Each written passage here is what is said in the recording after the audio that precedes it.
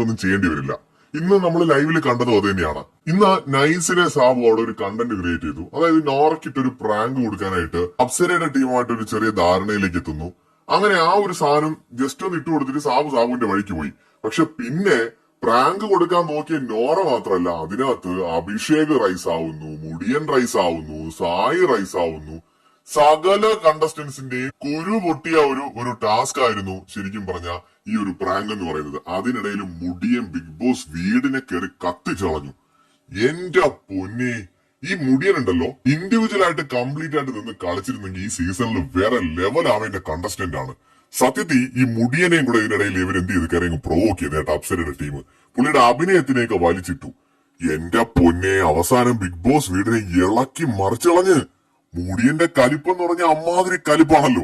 ഇളക്കി മറിച്ചളഞ്ഞ്. ശരണ്യക്കും അപ്സരയ്ക്കും നന്ദനയ്ക്കും ഒക്കെ എങ്ങനെയെങ്കിലും ഒന്ന് അവിടെ നിന്ന് ഇറങ്ങി ഓടിയാ മതി.